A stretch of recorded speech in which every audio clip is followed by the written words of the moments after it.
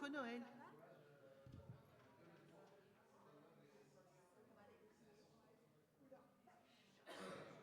Printemps arrive. Oui, on le sent. Ouais, ouais, si. Si, 7h30 quand je vais au travail. Piou, piou, piou, piou, piou, piou.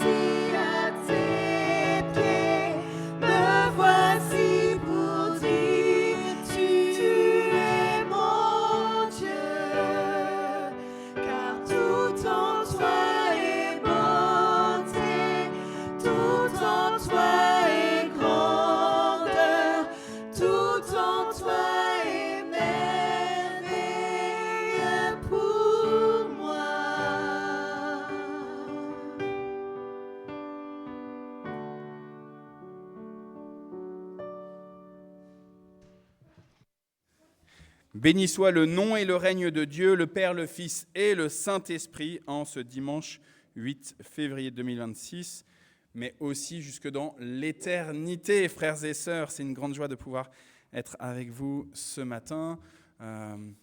Moi-même, c'est une grande joie, mais je pense que c'est une grande joie pour vous aussi. Frères et sœurs, le temple, il s'agrandit, pas seulement en nombre de personnes, il s'agrandit aussi sur les personnes qui viennent d'où elles viennent. Et donc, ce matin en particulier, on a alors une famille qui habite dans les Yvelines, mais ce n'est pas directement dans notre Mantois, qui habite à Carrières-sous-Poissy. Et donc, on veut féliciter cette famille qui vient nous présenter son enfant. Donc, je ne dis pas encore les prénoms des parents, vous les connaissez, Delphine et Eric. Je ne dis pas encore le prénom de l'enfant, je le dirai tout à l'heure. Ça commence par un lit et ça finit par un âme, mais je ne dis pas c'est quoi son prénom. Et puis, en plus de descendre un petit peu dans les Yvelines, la carrière, le temple aujourd'hui, il s'agrandit aussi en allant jusqu'au Havre, parce qu'on a la famille Regard qui nous vient du Havre. Ils sont nombreux, ils sont juste derrière, là, en plein milieu, là. J'ai eu la grâce de rencontrer les enfants et l'épouse d'un ami qui s'appelle Luc Antoine, qui est en plein milieu là, de notre assemblée.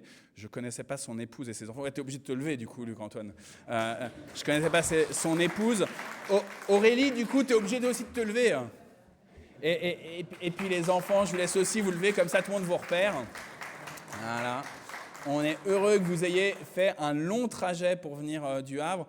En fait, Aurélie m'a dit « Non, ça va, on est parti à 9h. » Ouais, 9h pour venir au culte de 11h15, c'est quand même un long trajet. En fait, aujourd'hui, la prédication vous sera donnée justement par mon ami Luc Antoine. Avec Luc Antoine, je le disais tout à l'heure dans la cuisine avec le groupe de louanges, on priait. C'était il y a 25 ans qu'on a fait connaissance. On était étudiants à Marne-la-Vallée, donc à la limite 93 et 77. Et Luc Antoine avait dans le cœur, avec un autre frère, de créer un groupe biblique universitaire. Donc, c'est des groupes interdénominationnels, c'est au-delà des clivages des églises, pour pouvoir lire la Bible, prier ensemble entre étudiants chrétiens. Et ils ont questionné la petite église luthérienne de Noisy-le-Grand en disant « Est-ce qu'il y a un jeune ou des jeunes qui voudraient s'investir là-dedans ?» Et donc, je me suis retrouvé là-dedans. Je connaissais quasiment rien du milieu évangélique et ça a été une source de profonde croissance spirituelle pour moi de pouvoir lancer ce GBU. Et notamment, moi qui étais très timide, je sais que ça impressionne toujours quand je le dis, parce que je le fais toujours, je me souviens qu'avec ce GBU, c'est là aussi les premières fois où j'ai commencé à faire de l'évangélisation de rue. Donc où on se mettait à la bouche du RER de Marne-la-Vallée et où il fallait aller avec nos traités et nos petits évangiles et distribuer aux gens, etc. Et ça a été pour moi ultra formateur. Donc ça fait 25 ans qu'avec Luc Antoine on se connaît. On avait un peu perdu contact. Et leur union d'église, c'est une église KF, leur a demandé s'ils pouvaient prendre soin pastoralement en famille de cette église du Havre. Et donc, ils ont déménagé il y a 3 ans maintenant 1 an et demi. Voilà, je rajoute du temps. Il y a 1 an et demi, donc ils sont partis au Havre. Et donc, ils se sont dit, bon, allez, le Havre-Mantes, c'est faisable pour venir y prêcher. Hein. Donc, voilà. On ne va pas confesser la foi de l'Église maintenant, comme on le fait d'habitude. On va le faire au moment où on présentera le petit garçon dont la fin du prénom c'est Am et le début c'est Li. On le fera tout à l'heure. Je laisse notre président de conseil, Andrea, nous donner les annonces. Et notamment, il y avait conseil presbytéral hier, donc peut-être tu as quelques échos à donner. Bonjour à tous. Et encore bienvenue aussi, du coup, Luc-Antoine et la famille. On a eu le temps d'échanger un peu tout à l'heure avant le début de culte. Donc, du coup, voilà, vous êtes dans la maison de notre Père à tous en Jésus-Christ. Quelques annonces pour aujourd'hui. Donc, déjà, aujourd'hui, on est le 2e dimanche. Donc, on a partage biblique cet après-midi. Et hier aussi, c'est tenu aussi, en effet, la collecte alimentaire également. Donc, je ne sais pas si tu veux juste dire quelques mots rapides. Oui. Micro. Oui. Oui, alors donc hier on a eu la collecte alimentaire sur différents points à Mantes et à Limay. Et nous on était à Mantes-la-Ville, Carrefour Contact Mantes-la-Ville. La journée s'est super bien déroulée, les gens ont été généreux. Merci à tous ceux qui ont participé. Pour ceux qui veulent l'année prochaine, on remet ça. Voilà, c'était vraiment... le camion est passé chez nous à Carrefour Contact Mantes-la-Ville 3 fois. Donc c'est que ça s'est bien rempli. On a fait des belles rencontres avec les catholiques, les musulmans, on était tous ensemble. Les scouts, voilà, qui étaient là également. Vraiment, c'était vraiment un moment de partage, de joie et de générosité. Donc c'était vraiment... gloire à Dieu, vraiment, de la journée d'hier. Est-ce que tu te souviens combien à peu près il y a eu au total de récoltés sur l'ensemble ou pas? Je pense que c'est peut-être cet après-midi ou... Non, tu me l'as écrit, mais je ne me rappelle plus. Ah. Il y a eu 3000 kilos, donc 3 tonnes de denrées alimentaires et de produits d'hygiène au total qui ont été récoltés sur les différents points de collecte et qui seront distribués cet après-midi. Merci beaucoup pour ces informations. Merci aussi à ceux et celles des bénévoles également qui ont soutenu et qui ont participé, donné de leur temps pour la collecte alimentaire, pour aussi en effet nos concitoyens, nos voisins qui est dans le besoin également. En termes d'annonce, donc du coup cet après-midi à 14h, partage biblique. Pour ceux qui ont emmené du repas ou de repas tirés des sacs, vous pouvez rester discuter et puis assister au partage biblique. Sinon, on peut aussi revenir à 14h. En termes d'activité de la semaine, donc du coup, on a notre réunion de prière du mardi, qui est suivie aussi un peu plus tard dans la soirée, réunion de prière du concert presbytéral à 21h. Dans la semaine, on a également le culte du jeudi, qui est toujours assez suivi aussi par rapport à des habitués, à 10h, et généralement suivi d'un repas. On a aussi la semaine qui vient, le vendredi, réunion de prière des églises du Montois, et qui se tenait à Émy, du coup, cette année, dans les nouveaux locaux, pour bénir notre ville, et aussi pour, en effet, assister aussi nos frères et sœurs aussi qui viennent d'avoir leurs nouveaux locaux à Émy. Donc, du coup, ça débute à 20h. D'accord. Merci Arnaud. Après, dans la semaine également, se tiendra la réunion du Conseil de l'entraide, aussi parce qu'on est en phase préparation de l'Assemblée générale. Et d'ailleurs, en parlant de l'Assemblée générale, donc toujours notez dans vos agendas que la date de l'Assemblée générale cette année se tiendra le dimanche 22 mars. C'est aussi une période électorale, donc on aura une journée un peu plus chargée. Pour nous, en tout cas, le dimanche 22 mars, le culte commencera à 9h45. L'Assemblée générale débutera à 10h45. Le matin, l'Assemblée générale de l'association cultuelle, suivie d'un repas. Et l'après-midi, l'Assemblée générale de l'entraide. Donc, retenez bien cette date du dimanche 22 mars. Après, on peut s'organiser entre voter avant ou voter après. Mais en tout cas, voilà, c'est ce dimanche 22 mars. Je me permets juste, l'année dernière, on avait été tellement bien niveau timing, notamment le repas avait été préparé et servi par les enfants. Donc on vient juste, on met les pieds sur la table, les enfants nous servent, en 1 heure, c'est bon, on a mangé, on a bien mangé, etc. On avait réussi à tellement être bien organisé qu'à 15h, c'était terminé. Donc c'est possible en effet après de pouvoir voter.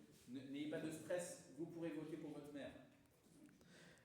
Et puis, je pense qu'en termes d'annonce, pour ceux et celles aussi qui souhaitent recevoir les annonces, n'hésitez pas à vous inscrire parce que du coup, ces annonces que je viens vous dire sont également diffusées soit le vendredi via le groupe WhatsApp, soit le lundi dans la newsletter également qu'envoie Arnaud.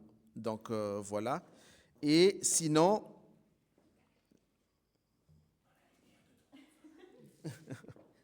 Oui, il y a la lumière de téléphone. Sinon, également, comme disait Arnaud, on a aussi, je vous fais un compte-rendu assez synthétique également de la réunion du Conseil presbytéral qui s'est tenue hier. Vous savez que le Conseil presbytéral, généralement, tiendra une réunion tous les mois.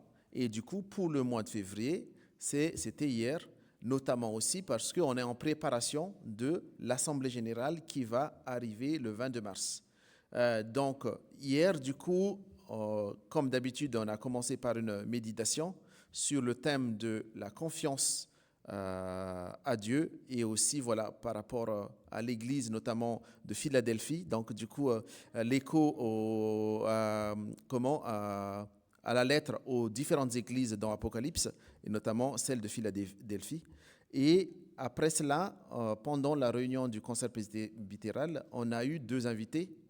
Il y a d'abord il y a Samuel qui a été reçu par le Conseil presbytéral pour faire un peu un retour des différents travaux, des groupes de travaux qui s'est tenu au sein de l'entraide concernant l'association familiale protestante. Donc là, c'est plus un compte-rendu de ce il y a eu plusieurs réunions au sein de l'entraide pour discuter sur la partie association familiale protestante, parce qu'il y a une réflexion actuellement au sein de l'entraide pour dire voilà les avantages, qu'est-ce que l'Église aussi a gagné aussi à faire le changement de notre entraide en association familiale protestante. Donc, Samuel nous a expliqué au Conseil les différents groupes de travail et le compte-rendu et les intervenants aussi qui ont été sollicités pendant ce groupe de travail. Et parce que, du coup, justement, cette semaine, il va y avoir un conseil de l'entraide pour décider, pour acter de ce point-là et qui sera probablement aussi soumis à l'ordre du jour de l'Assemblée générale de l'entraide. Donc, après Samuel, également, on a reçu Annie aussi, parce que actuellement, au sein du Conseil presbytéral, on est aussi en phase de discernement de nouveaux membres. Parce que du coup, il y a un membre aussi, en effet, de notre conseil presbytéral actuel qui a souhaité arrêter son mandat, notamment Stanzi, donc du coup, qui nous a fait part le fait que pour diverses raisons, donc elle a préféré arrêter son mandat. Donc c'est dans le cadre d'un discernement à la fois pour 2026, mais aussi un peu plus loin, parce que sur les conseillers presbytéraux actuels, il y en a 2 qui doivent arrêter absolument leur mandat en 2028. Donc, du coup, c'est aussi dans le trajet de pouvoir préparer justement la vie du Conseil aussi pour 2026, mais au-delà. Donc, c'est pour ça que le Conseil a discerné et on a échangé avec Annie Moncarios aussi sur son souhait, sur le besoin du Conseil presbytéral, également sur la dynamique, la nouvelle dynamique également qu'on veut impulser au sein du Conseil presbytéral également. Donc, la réunion s'est bien passée.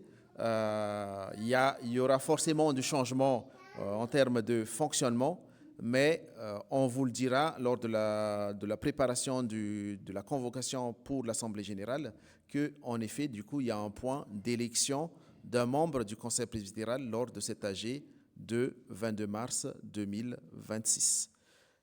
Et après, on a parlé aussi d'un projet qui s'appelle Projet Zacharie, qui est un projet porté par la région parisienne et où il y a 4 églises qui sont associées pour envoyer des personnes discernées, des émissaires, vivre un temps avec l'église à Londres, notamment l'église d'Andy Buckler, et aussi, voilà, s'inspirer, c'est dans le cadre de l'évangélisation, d'échanges aussi de ce qui se fait ailleurs, de découverte, pour que les envoyés, les personnes discernées, puissent également emmener aussi de la dynamique au sein de notre église locale. Donc nous, à Mantes, on a choisi, discerner 7 personnes qui... Il y a certains fait partie du conseil, d'autres fait partie des commissions pour justement amener également leur regard et leur dynamique aussi suite à cet échange, à ce voyage vers l'Église de Londres et aussi à tout un travail parce que, à entendre dire, le planning est quand même assez chargé parce que c'est un moyen aussi pour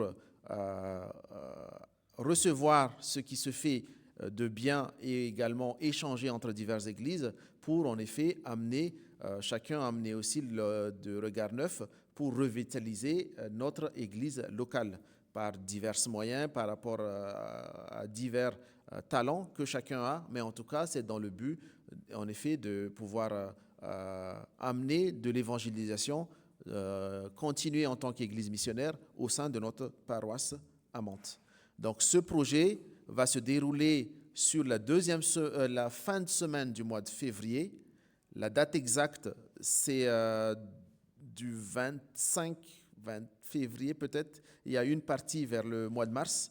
En tout cas, on a 7 représentants de l'église locale. C'est le projet Zacharie qui est financé en majeure partie par la région parisienne. Il y a une petite contribution par rapport à l'église locale, en tout cas par rapport à ces personnes, c'est cette personne que nous on envoie. Ensuite, il y a pas mal de sujets, de planning qui ont été discutés au sein de la réunion du Conseil presbytéral.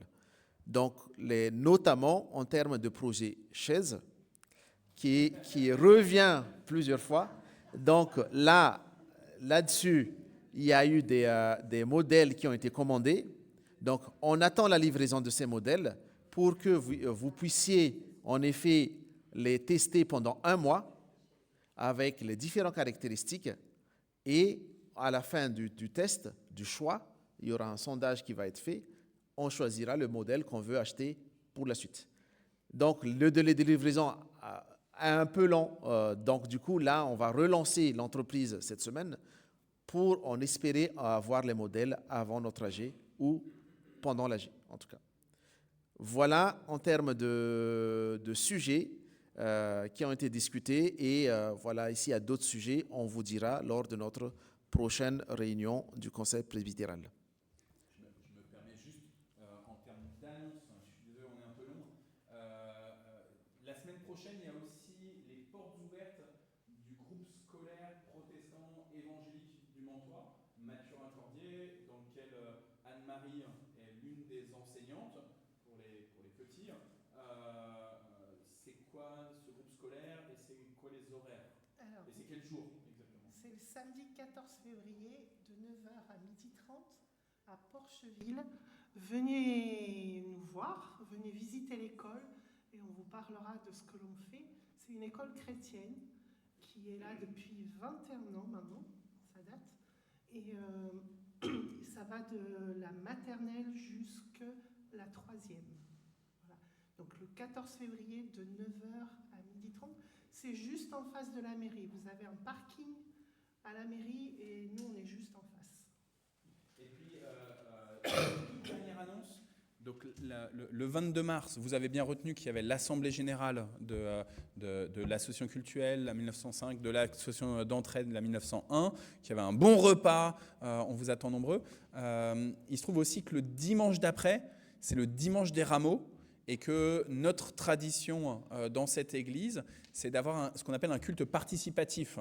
Donc ça veut dire qu'au lieu qu'il y ait les officiants comme là actuellement, avec une personne qui prêche, avec un groupe de louanges, avec une personne qui anime la liturgie, et ben en fait c'est vous qui faites le culte, mais on le prépare un tout petit peu quand même avant. Donc il faut nous dire pendant la semaine qui précède, voilà, moi je voudrais faire une scénette, moi je voudrais faire un chant, moi je voudrais faire une danse, moi je voudrais faire une prière, moi je voudrais faire un poème, moi je veux faire un live painting. Je me souviens, Marie-Christine, elle avait fait ça une fois, c'est un live drawing, etc. Tout est possible pour louer le Seigneur, il vous donne des talents, donc faites-le, c'est une belle occasion. Si vous parlez français, bah faites-le en français. Si vous savez une autre langue, eh ben, utilisez aussi ce don-là de votre parler en langue dans une langue étrangère. C'est aussi l'occasion. À chaque fois, Anta, il y a une forte diaspora malgache dans la communauté et on a à chaque fois au moins 2 chants avec petite danse. de la part des Malgaches. Mais voilà, je me souviens qu'on a eu des chants, il y avait les Congolais qui ont fait quelque chose à Noël dernier aussi, etc., etc. Donc commencez à vous préparer, allez voir les uns les autres. On avait même eu Shanti en tamoul à Noël. Ça avait été extraordinaire aussi, ce chant-là que tu nous avais fait a cappella. Donc voilà, n'hésitez pas, c'est des belles occasions. C'est le moment des offrandes. Est-ce qu'il y aurait 2 enfants? Axel, est-ce que tu veux bien passer pour les offrandes et peut-être quelqu'un d'autre, un autre enfant qui viendrait avec la quêteuse? Ou un adulte, Noélie, si tu veux le faire. Merci. Je pense que c'est à toi, Noélie, de le faire.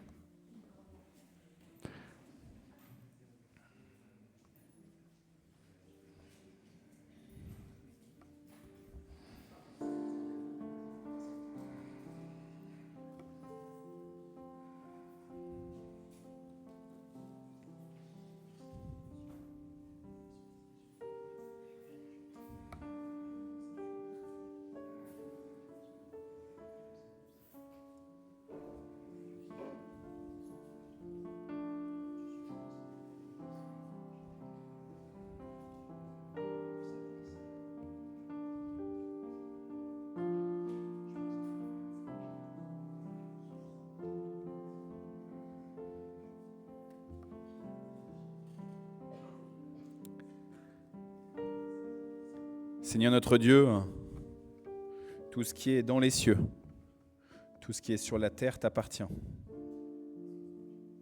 Seigneur, c'est de ta main et de ta main seule que nous avons tout reçu. Tout ce dont nous avons besoin pour vivre. Nous te supplions, reçois cette offrande. Nous te la présentons pour qu'elle puisse servir à l'annonce de ta bonne nouvelle. Sois le maître de nos vies, sois le maître de nos actions. Amen. Et tu peux continuer de jouer. Je vous propose de lire, comme volonté de Dieu, le psaume 34. Venez mes enfants, écoutez-moi. Ah super, c'est écrit. Je vous apprendrai à reconnaître l'autorité du Seigneur. Si quelqu'un aime la vie et qu'il désire vivre heureux, alors il se garde de médire, il se garde de mentir, il s'écarte du mal, il pratique le bien, il recherche la paix avec persévérance. Le Seigneur garde les yeux sur les personnes qui sont justes, il est prêt à entendre leur appel.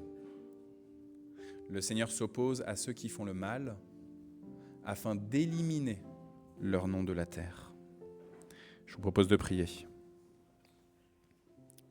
Seigneur Dieu, tu as parlé aux patriarches, tu as parlé à Moïse, tu as parlé aux prophètes d'autrefois, mais nous avons déclaré que ces paroles étaient l'alliance ancienne dont nous ne dépendions plus. Seigneur Dieu, tu as fait naître ton Fils dans ce monde pour qu'il renverse ceux qui avaient pris ta place. Et nous avons considéré que c'était bien pour les autres uniquement. Seigneur Dieu, par ton esprit, tu as suscité l'Église pour qu'elle témoigne de toi et du Fils. Pourtant, nous avons choisi de la tourner en dérision, cette Église, de nous moquer et de nous réjouir de ses errances et de ses violences. Pour toutes ces raisons, nous te demandons pardon, Père. Pardon de t'avoir offensé. Pardon de ne pas avoir voulu t'écouter. Pardon de ne pas avoir voulu te recevoir. Oui, règne maintenant, s'il te plaît. Et convertis-nous et sanctifie-nous. Amen.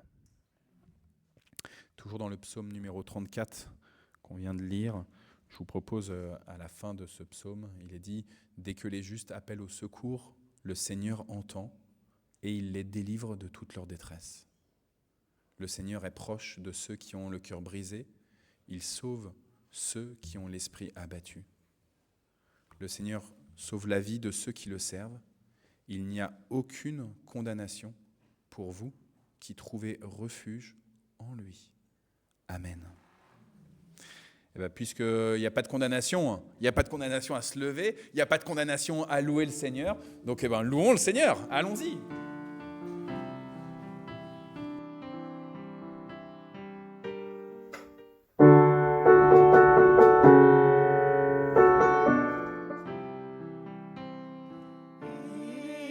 Élevé à la droite de Dieu, couronné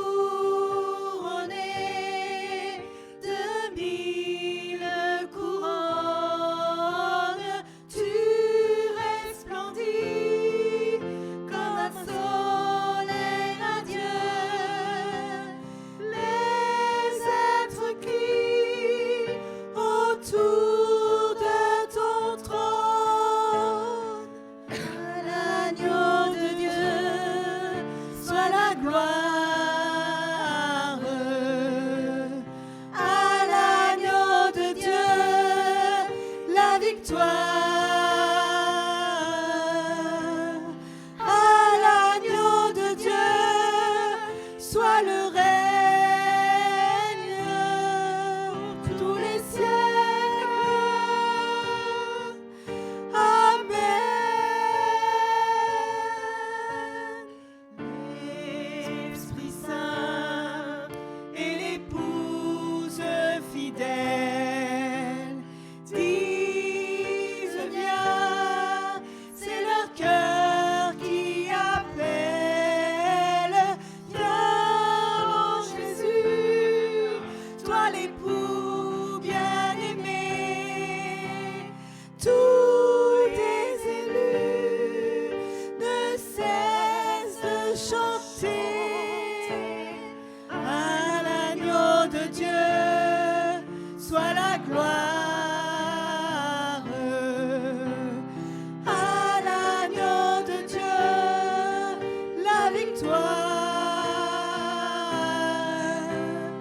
À l'agneau de Dieu soit le règne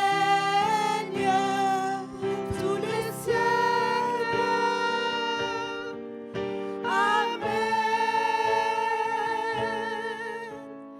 Tous les peuples et toutes les nations d'un seul cœur avec les milliers d'anges entendront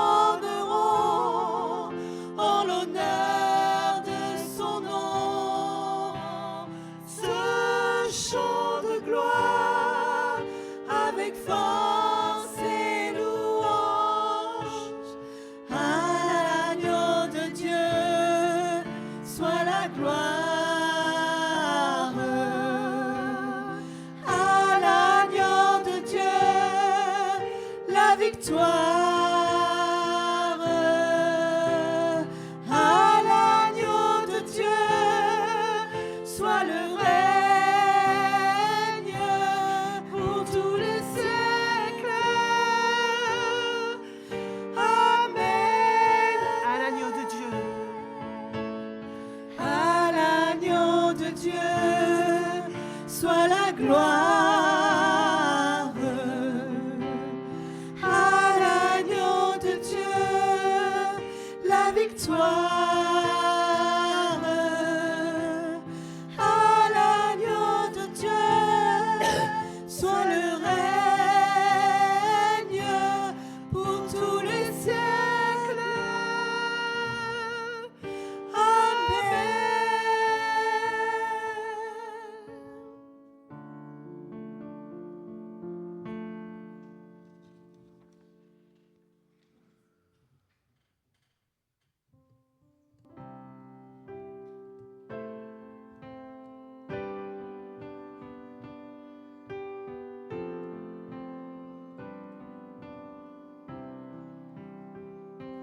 Quand je songe l'univers, les astres que tu as créés, les océans,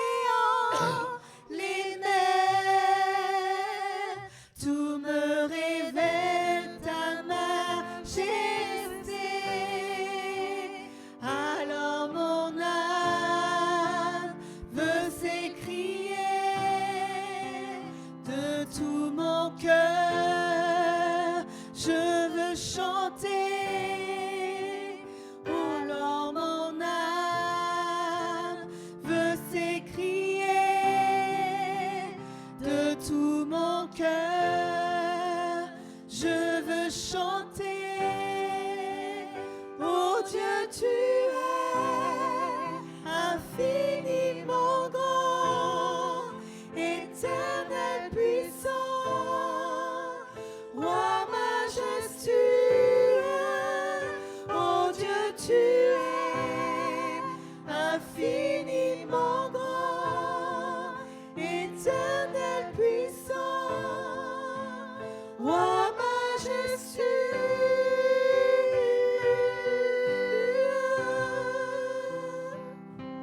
Quand je songe que tu m'as fait, que tu t'es révélé à moi, que pour moi tu as tout créé, tout me révèle ta bonté. Alors mon âme veut s'écrier. De tout mon cœur, je veux chanter. Alors mon âme veut s'écrier. De tout mon cœur, je veux chanter. Oh Dieu, tu es infiniment grand, éternel puissant, roi majestueux. Oh Dieu, tu es infiniment grand, éternel puissant, roi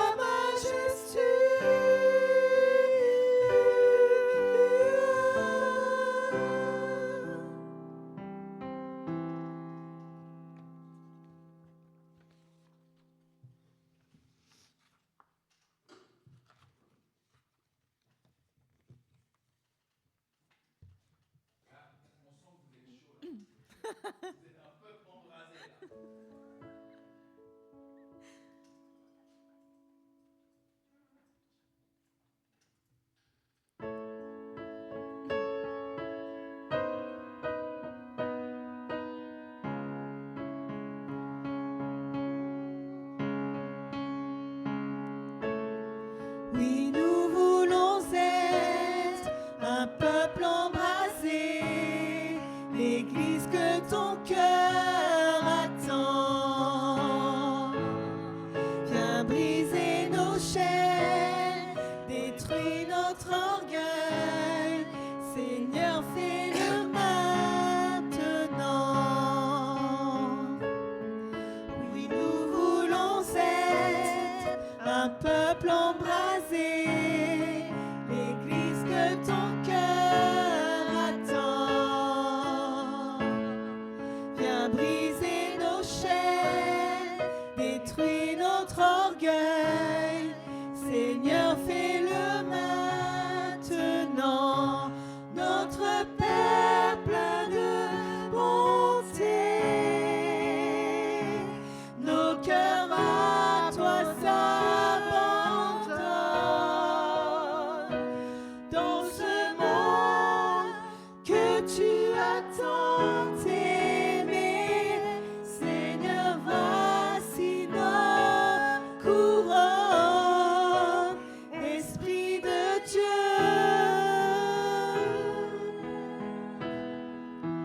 Esprit du Dieu vivant,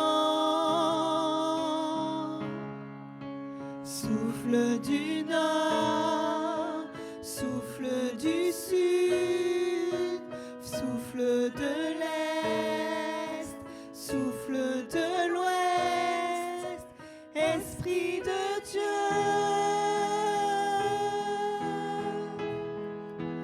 Esprit du Dieu vivant,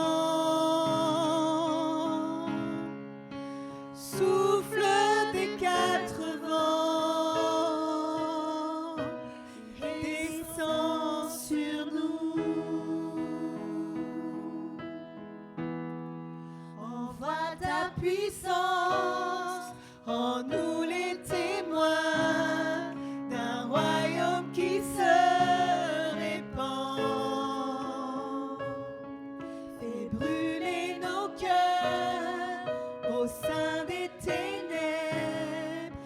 comme un phare dans l'océan. Envoie ta puissance en nous les témoins d'un royaume qui se répand.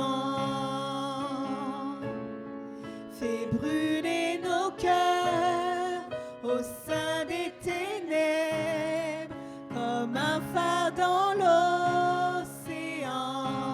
Notre Père plein de bonté,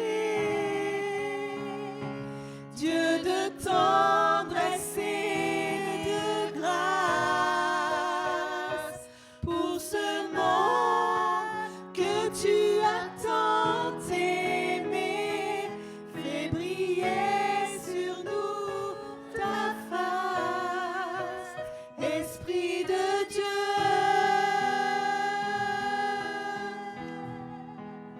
Esprit du Dieu vivant, souffle du nord, souffle du sud, souffle de l'est, souffle de l'ouest, Esprit de Dieu.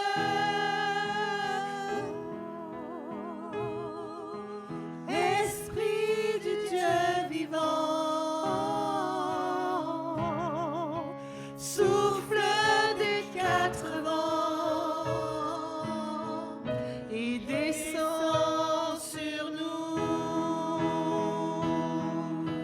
Que ton règne vienne, ta volonté soit faite sur la terre comme au ciel, sur la terre comme au ciel.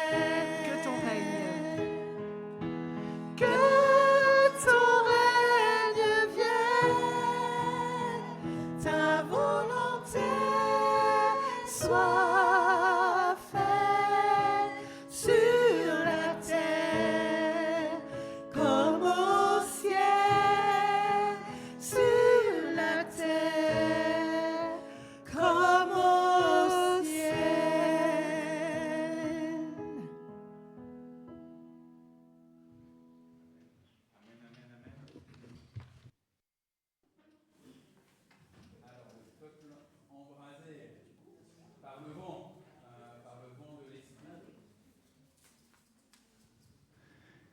Il y en a qui ont été embrasés en se disant on a la grâce que le Seigneur nous donne d'avoir un bébé et on est tellement embrasés qu'on veut le présenter à l'Église, qu'on veut qu'il puisse déjà être béni, cet enfant.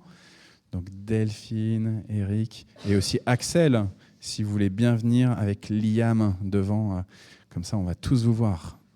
Comme ça, Axel, tu viens nous montrer ton petit frère. Alors pour l'instant, si tu arrives à nous le sortir, Delphine, il est en train de dormir, mais voilà, il est embrasé et il est dans le repos du Seigneur. Ils sont grands, hein, les parents. Hein. Axel, on a l'air vraiment petit, toi et moi. Et ton petit frère, il a l'air vraiment, vraiment petit, entre les bras de ta mère et à côté de ton père aussi. C'est une vraie grâce, hein, que vous nous faites. C'est le premier bébé pour cette année 2026 qu'on présente comme ça à l'église. Et la semaine prochaine, du coup, il y aura une autre présentation aussi. Donc on sent là que ça lance. Et puis on sait aussi qu'il y a un certain nombre de sœurs qui sont aussi en attente de cette bonne nouvelle aussi de grossesse. Et donc, vraiment, on bénit le Seigneur pour ces bébés, aussi parce que l'année dernière, ça a été plus difficile. On pense aux familles qui, justement, ont perdu des enfants. On les porte dans nos prières, ces familles-là. Et donc, on veut aussi croire que Dieu fait toutes choses nouvelles. Et on veut prier aussi pour ces familles qui ont perdu des bébés, qui ont perdu des enfants l'année dernière, l'année 2025, pour que cette année 2026, avec cette présentation et avec ces présentations, ça soit des lieux d'espérance et de se dire, après la mort vient la résurrection aussi. Je vais vous donner la parole dans quelques instants. J'ai un texte biblique avant à proposer. C'est dans la première lettre de Paul aux Thessaloniciens. Est-ce qu'Aurélie, tu nous l'as mis ou pas en projection ou je ne vous l'ai pas donné? Si je vous l'ai mis, 1 Thessaloniciens 5. Ouais. Mais vous, mes frères, vous n'êtes pas dans les ténèbres pour que le jour du Seigneur vous surprenne comme un voleur. Ça, c'était la playlist de jeudi. Car vous êtes tous enfants de la lumière, enfants du jour. Nous n'appartenons ni à la nuit, ni aux ténèbres. Ne dormons donc pas comme le reste des hommes. Bon, il ne dort pas vraiment, Liam. Je vous ai dit, il est dans le repos du Seigneur. Mais ce n'est pas un vrai sommeil. Mais restons vigilants et sobres, en tout cas pas un vrai sommeil charnel. Ceux qui dorment, ils dorment la nuit. Ceux qui s'enivrent, s'enivrent la nuit. Mais nous, qui sommes enfants du jour, soyons sobres, revêtons-nous de la cuirasse de la foi et de l'amour et mettons le casque de l'espérance du salut. Écoutez bien juste ce verset-là, parce que je vais revenir dessus juste après. Mais nous qui sommes enfants du jour, soyons sobres, revêtons-nous de la cuirasse de la foi et de l'amour et mettons le casque de l'espérance du salut. Car Dieu ne nous a pas destinés à connaître sa colère, mais à posséder le salut par notre Seigneur Jésus-Christ. Et dernier verset, il est mort pour nous, afin que, vivants ou morts, nous entrions ensemble avec lui dans la vie. Dans cette lettre de Paul aux Thessaloniciens, il insiste, prenons, je vous ai cité le verset 8 là, prenons. Il s'agit d'une décision à s'emparer de quelque chose. Il faut prendre, allez-y, prenons. À savoir notamment une cuirasse qui est la foi et l'amour, et un casque qui est l'espérance du salut. Je vous ai dit de bien écouter ce verset 8 de 1 Thessaloniciens. C'est vraiment un texte qui m'est venu exprès pour ce temps de présentation. Cette cuirasse et ce casque sont là, à disposition de vous, de moi, de chaque être humain. On a la possibilité de les prendre ou de les laisser. Que faisons-nous de ces cadeaux qui sont à notre disposition? Ce casque, cette cuirasse, cet habit, qu'est-ce qu'on en fait? Le casque, nous dit Paul, c'est l'espérance du salut. Le livre du Nouveau Testament adressé aux Hébreux déclare la foi, c'est l'assurance des choses qu'on espère. La foi, c'est être assuré, c'est être certain intérieurement d'abord que ce casque que l'on peut prendre, qui est à notre disposition, met pleinement en œuvre notre salut. Le fait de mettre ce casque, c'est avec foi, c'est dire, ok, le salut, il est vraiment pour moi. Il est vraiment pour moi. Et dans le catéchisme d'Heidelberg, le catéchisme d'Heidelberg, c'est un catéchisme du XVIe siècle, du début du protestantisme, 1563. La toute première question qui est posée, il y a 129 questions-réponses, et la toute première question, c'est « Quelle est ton unique assurance dans la vie comme dans la mort ?» Et voici la réponse de ce catéchisme de Heidelberg, c'est que de corps et d'âme, tant dans la vie que dans la mort, j'appartiens non à moi-même, mais à Jésus-Christ, mon fidèle Sauveur, qui par son sang précieux a parfaitement payé pour tous mes péchés, et il m'a délivré de toute la puissance du diable. Il me garde si bien qu'il ne peut pas tomber, même un cheveu de ma tête, sans la volonté de mon Père céleste, et que même toutes choses doivent concourir à mon salut. Et c'est pourquoi il m'assure par son Saint-Esprit d'avoir la vie éternelle. Et il m'assure par son Saint-Esprit d'avoir la vie éternelle. Il m'assure par son Saint-Esprit d'avoir la vie éternelle. Et il me donne la volonté et la disposition de vivre désormais pour lui en l'aimant de tout cœur. Prendre le casque, Liam, qui est l'espérance du salut, faire le choix de placer ce casque, ce aume, à la bonne place, celle pour laquelle ce casque, Liam, a été forgé, à savoir notre tête, Liam. Ce casque, il est forgé pour ta tête à toi. Prendre ce casque et le déposer à notre tête, c'est reconnaître que l'on espère le salut, la vie éternelle, que l'on ne veut pas se contenter d'une vie uniquement terrestre, de quelques années ou de quelques dizaines d'années. C'est reconnaître que nous avons été conçus pour une vie dans l'éternité de Dieu. Que nous prenions ce casque, ce aume, c'est ce que désire Dieu depuis qu'il nous a formés et qu'il a insufflé la vie en nous. Depuis que Liam était, Delphine, dans ton sein maternel, le désir de Dieu, c'est que Liam prenne ce casque-là, cette cuirasse-là, mais ce casque, j'insiste sur ce casque. Il sait que nous avons besoin d'être équipés, d'être protégés pour cette espérance du salut. Les épreuves, elles seront fortes. Liam, il va vivre des épreuves. Il va vivre des critiques. Il va certainement, je ne sais pas toi, Axel, si ça t'arrive à l'école, mais il va certainement être insulté. Il va certainement être blessé. Il va certainement être rejeté aussi. Il va probablement, comme c'est le cas pour certains d'entre nous, vivre peut-être des moments de mal-être ou de crise existentielle. Tant d'épreuves qui peuvent nous tomber dessus, mais Dieu veut que nous prenions ce casque qui est l'assurance de notre salut, ce casque qui est Jésus-Christ lui-même. Ce désir, frères et sœurs, Dieu nous le rappelle ce matin pour que nous osions nous aussi le prendre. Si on ne l'a jamais pris, ce casque de salut, prends-le. Prends ce casque qui est Jésus-Christ. Vas-y, le laisse pas de côté, il est devant ta face. Prends ce casque et mets-le sur ta tête, comme Liam y est invité. Si tu l'avais une fois pris, mais que tu l'as laissé finalement dans le dressing, parce que il t'allait bien, mais finalement, j'ai trouvé d'autres casquettes. Reprends cet homme-là. Frères et sœurs, pourquoi j'insiste autant sur cette notion de casque et de prendre ce casque? C'est parce que ce plan de Dieu, il est inscrit dans la vie de l'enfant qui est devant vous. Je ne sais pas ce que ça veut dire Liam, alors je suis allé sur Internet.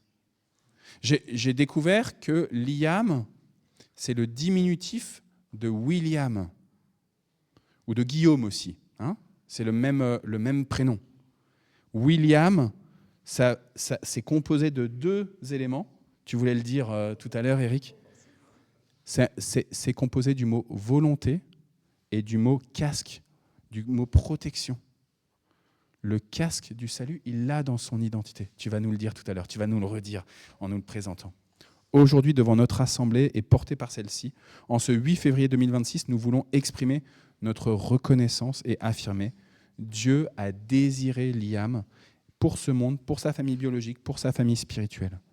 Par cette présentation, frères et sœurs, nous déclarons que Liam est aimé de Dieu son Père. Par cette présentation, nous déclarons que Liam est appelé à prendre ce casque de l'espérance du salut, à se laisser protéger et aimer de Dieu et à l'aimer en retour de tout son cœur, de toute son âme, de toute sa force. Par cette présentation, nous demandons à Dieu son assistance pour que chaque jour de sa vie terrestre, Liam puisse découvrir et apprécier de plus en plus Dieu jusqu'à ce qu'il puisse demander d'être baptisé et d'être ainsi pleinement enfant de Dieu.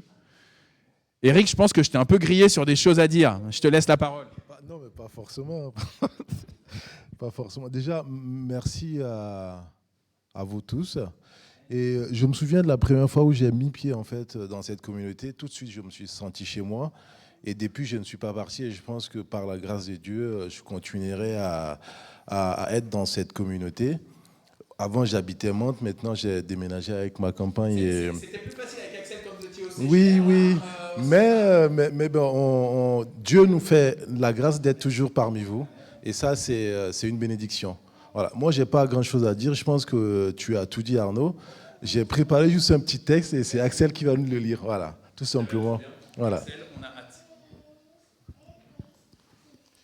Présentation de Liam. Bonjour à tous, je prends la parole pour toute la famille. Je remercie tout d'abord Dieu et cette communauté qui nous a acceptés et qui nous permet de partager cet heureux événement avec vous. Par la grâce de Dieu, tout s'est bien passé pour ma femme et pour Liam.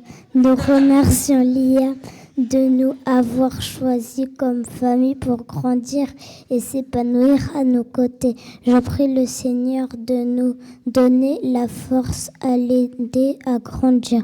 Je prie le Seigneur de le protéger partout où il ira. Je prie le Seigneur de tout donner la force et le courage de réussir à le protéger. Que le Seigneur se souvienne de lui partout où il ira. qu'ils grandissent dans la crainte du Seigneur. Amen.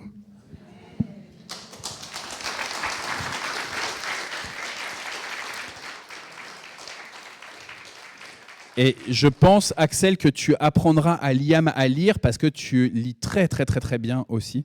Donc, merci aussi. Voilà. Je vous propose qu'on confesse la foi de l'Église parce que présenter un enfant, notamment dans cette perspective de l'avenir où un jour Liam il choisira le baptême, eh ben, c'est aussi l'ancrer dans une confession de foi. Donc, on va dire « Je crois en Dieu, le Père Tout-Puissant, Créateur du ciel et de la terre. » Je crois en Jésus-Christ, son Fils unique, notre Seigneur, qui a été conçu du Saint-Esprit et qui est né de la Vierge Marie. Il a souffert sous Ponce Pilate, il a été crucifié, il est mort, il a été enseveli, il est descendu aux enfers. Le troisième jour, il est ressuscité des morts, il est monté au ciel, il siège à la droite de Dieu, le Père Tout-Puissant. De là, il reviendra pour juger les vivants et les morts. Je crois au Saint-Esprit, la Sainte Église universelle, la communion des saints, la rémission des péchés, la résurrection de la chair et la vie éternelle. Amen. Est-ce que vous voulez reprendre la parole encore, Delphine, Eric, Axel? C'est bon? Alors, sœurs et frères de la communauté protestante de Mantes-la-Jolie, chers famille de Delphine et Eric et Axel, mais je ne suis pas sûr qu'il y ait beaucoup de gens de votre famille ici, mais peut-être qu'il y en a qui sont connectés du Tchad avec nous sur Facebook. Si Daniel est connecté avec nous, avec Martine, on les embrasse bien fort. Nous venons de vous présenter Liam. Vous aurez à l'aimer comme vous êtes appelés à vous aimer. Est-ce que vous acceptez ce défi là, de prendre soin de Liam, de l'aimer comme vous êtes appelés à aimer Dieu et à vous aimer vous-même? Si vous acceptez ce défi, dites oui, que Dieu nous vienne en aide.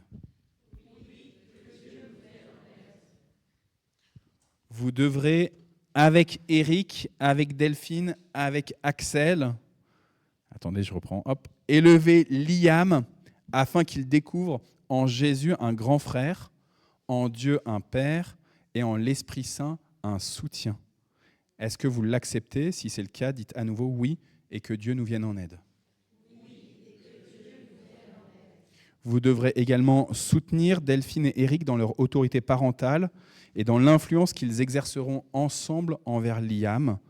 Pour cela, vous prierez pour eux et vous les aiderez à prendre soin de leur couple et de leur famille. Vous y engagez-vous? Si c'est le cas, dites oui et que Dieu nous vienne en aide. Et on va prier. Vous avez le droit de tendre la main en direction de cette famille et d'ainsi les bénir. Liam, le Dieu de Jésus-Christ, notre Seigneur et notre Maître, se tient à tes côtés. Que ton cœur soit réceptif à tout l'amour et tous les projets qu'il a pour toi. Que tu puisses reconnaître sa voix dans toute la cacophonie de ce monde. Que ton âme aspire à grandir en lui et par lui. Que son esprit t'offre des opportunités de faire croître le royaume de notre Père, en te souciant de ceux qui sont autour de toi, de ceux qui seront fragilisés autour de toi. Sois béni, Liam, au nom du Père, du Fils et du Saint-Esprit. Éric et Delphine, que notre grand frère et Maître Jésus-Christ se tiennent à vos côtés, qu'il vous permette de prendre du temps ensemble pour vous apprécier, vous aimer et offrir à Liam un modèle d'attention, d'écoute, d'humilité, d'audace, de bienveillance, de rigueur, de persévérance, de pugnacité. Qu'un seul esprit vous anime, celui que l'on nomme saint. Oui, soyez bénis, sois béni, Éric, sois béni, Delphine. Axel, que le Seigneur te conduise aussi dans ton rôle de grand frère, que tu sois un influenceur de Liam en tant qu'ambassadeur du Christ, en tant que toi aussi, petit frère du Christ. Sois béni, Axel. Amen. Frères et sœurs, il n'y a qu'un seul abri, c'est le Seigneur Jésus-Christ. Je vous propose que nous chantions encore une fois « Mon seul abri ». Peut-être vous pouvez faire un petit tour comme ça pour que tout le monde vous voit avant de reprendre place. Comme ça, vous faites hop, hop, hop, hop, hop, et vous reprenez votre place.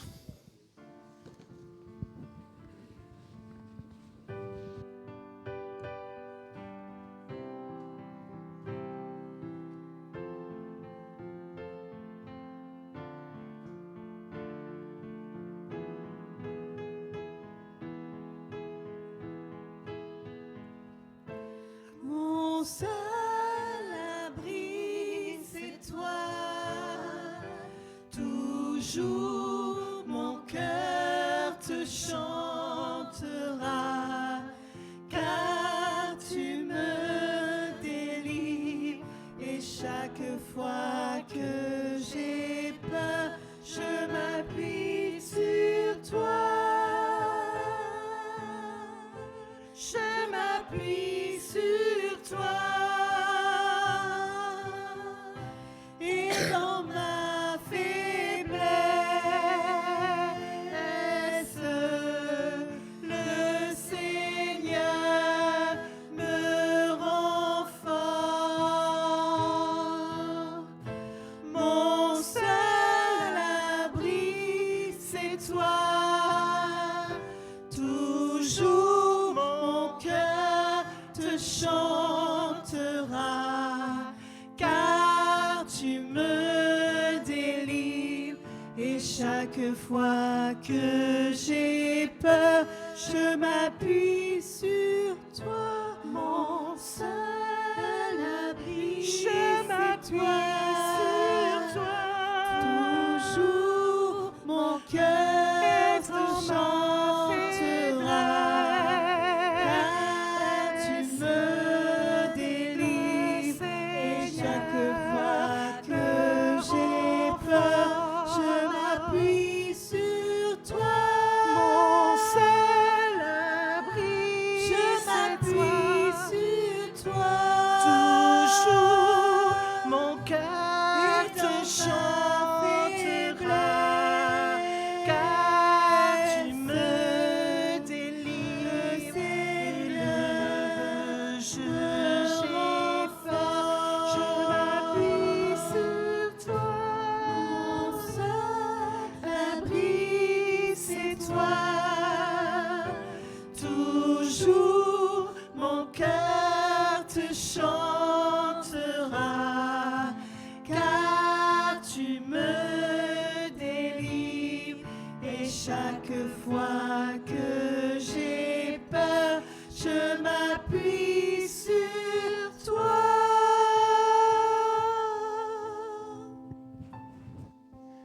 Alléluia, alléluia. Vous avez faim, hein? Il est 12h30. Mais l'homme ne vivra pas de pain seulement, mais de toute parole qui sortira de la bouche de l'Éternel.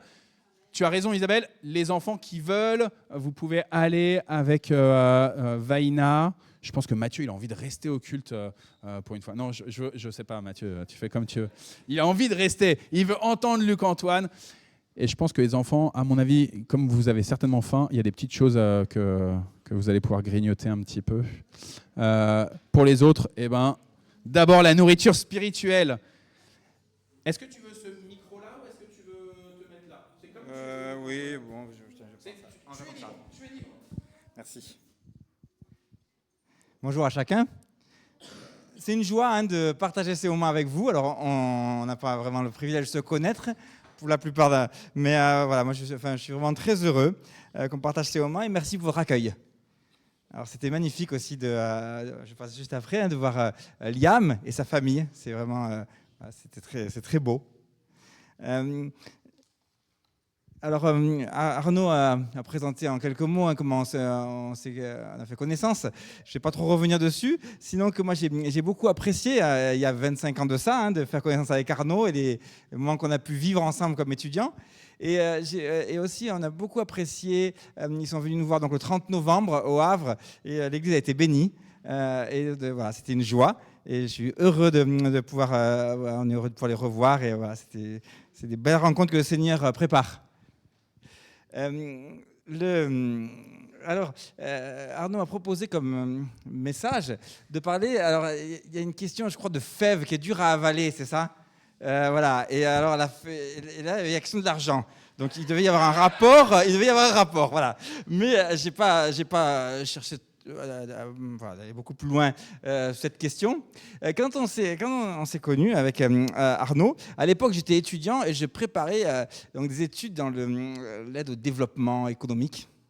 C'est une question d'argent. Il y a beaucoup de temps qui est passé, mais je suis encore lié à ça. Mon métier, ma profession, c'est mandataire judiciaire à la protection des majeurs. Voilà, peut-être que vous ne connaissez pas, mais tous les jours, je travaille avec l'argent. C'est ce qui gère les mesures de tutelle, de curatelle, et notamment pour aider les personnes qui ne savent pas gérer leur argent. Donc c'est mon quotidien. Alors, le risque, quand c'est comme ça, c'est que j'ai beaucoup de choses à dire. Et alors du coup, je n'ai pas demandé à Arnaud combien de temps il fallait que je prêche, parce que j'ai remarqué qu'Arnaud n'avait pas de montre. Alors je me suis dit, c'est pas une bonne idée de demander à Arnaud. Alors j'ai plutôt demandé alors j'ai oublié votre prénom, le président, Andrea. Les prédications idéales ici, c'est combien de temps?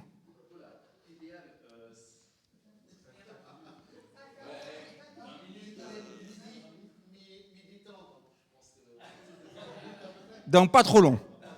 Voilà. Alors, moi j'ai tendance à parler vite, donc ça sera un peu moins long, mais c'est pas toujours plus compréhensible. Donc je vais vous proposer une chose. Si vous agitez un peu votre main droite comme ça veut dire que je parle trop vite. Et je comprends qu'il faut que je ralentisse. Mais si vous agitez votre main gauche, ça veut dire que j'ai été trop long et que c'est le moment de s'arrêter. On fait comme ça? Si c'est la main droite, je ralentis. Si c'est la main gauche, je m'arrête. Ok. Je vais commencer quand même par raconter une petite histoire. Alors, des fois, on me demande, c'est une histoire vraie? Je vous laisserai répondre à ça. Mais il y a très longtemps, il y avait un propriétaire de terrain. Alors, il y a très longtemps, hein. Il avait des serviteurs qui travaillaient sur ces terres. Et lui, il gérait. Il passait du temps à réfléchir comment gérer son exploitation. C'était son travail. Et puis tous les mois, il y avait un repas des propriétaires. Ils se retrouvaient ou partageaient un petit repas ensemble et échangeaient sur leur expérience. Et puis lui, c'est dur à gérer. Je conduis une équipe, donc voilà, c'est pas très dur physiquement, mais il faut trouver des solutions pour exploiter mes terres et vendre ma production. Ouais, c'est pas facile. Et voilà, j'ai des bons serviteurs qui travaillent bien, mais voilà. Et puis en parlant comme ça, il se dit peut-être ça serait bien que je trouve un serviteur vraiment intelligent qui puisse m'aider à gérer. Et un jour, il a entendu parler d'un serviteur très intelligent, qui savait très bien travailler à terre, mais qui pourrait vraiment pouvoir le seconder. Et il s'est dit voilà, il a acheté ce serviteur, il a dit c'est ça qu'il me faut. Et puis, un peu plus tard, il était au repas mensuel et il a pu raconter aux autres, vraiment, mon serviteur, il est fantastique. Je n'ai jamais eu un qui travaille aussi bien. Tout est bien fait dans les champs. Et puis, il me donne même des conseils pour améliorer. Puis, un peu plus tard, un autre repas, il dit, mon serviteur, il est fort. Tellement que maintenant, je lui laisse organiser l'exploitation. Et puis, un mois plus tard, il dit, moi, je suis vraiment content de ce serviteur. Et du coup, il donne même des conseils pour ma vie de famille. Et je peux vraiment tout lui confier. Et puis, quelques mois plus tard, au même repas des propriétaires, le gars, le propriétaire, il n'était pas là, c'est son serviteur qui était là. C'était plus son serviteur. Vous savez comment il s'appelait, ce serviteur? L'argent. Un bon serviteur, mais un mauvais maître. Alors, quand je vais parler d'argent, quand je parle d'argent, ce n'est pas seulement les euros. Hein. La Bible parle beaucoup d'argent. Ça veut dire que c'est les possessions matérielles. C'est l'argent, c'est votre compte en banque, mais c'est aussi les possessions. Et c'est notre quotidien, l'argent. Ce n'est pas un sujet trivial. Tous les jours, on est confronté à des questions d'argent. Et Dieu nous en parle beaucoup. L'argent, c'est beaucoup de soucis, ou beaucoup de passion aussi. Alors, je vais commencer par lire un texte de la parole de Dieu, dans la lettre aux Hébreux, au chapitre 13 et au verset 5. Dieu nous dit, par sa parole, « Que votre conduite ne soit pas guidée par l'amour de l'argent. » Pas guidée par l'amour de l'argent. Contentez-vous de ce que vous avez. Et je vous le dis, donc c'est la part de Dieu. Je ne sais pas combien vous avez. Mais contentez-vous de ce que vous avez. En effet, Dieu lui-même a dit, je ne te délaisserai pas et je ne t'abandonnerai pas. Nous vivons donc dans un monde, et c'est un petit peu évoqué par la Fève, un monde qui est marqué par le péché. Un monde qui est abîmé. Et nous sommes nous-mêmes abîmés. Et l'argent, qui au départ c'était seulement pour pouvoir échanger, plutôt que d'échanger les carottes contre les poireaux, l'argent ça facilitait les échanges. L'argent montre vraiment à quel point le monde est corrompu. Et l'attrait qu'il exerce sur nos cœurs montre que nos cœurs sont corrompus. Mais aussi la bonne nouvelle, c'est qu'une vie nouvelle est possible avec Jésus. Et je pense que ça a été souvent annoncé ici ces derniers temps. Et du coup, une nouvelle façon de vivre l'argent est possible. Et même tout à fait encouragé et quelque chose de formidable que le Seigneur veut que je vive dans une nouvelle vie. Alors je voudrais voir deux choses aujourd'hui. La confiance qu'on peut avoir en Dieu. Je ne te délaisserai pas, je ne t'abandonnerai pas. Et le contentement. Contentez-vous de ce que vous avez. Et si le temps le permet, un petit bonus sur une arme que le Seigneur donne.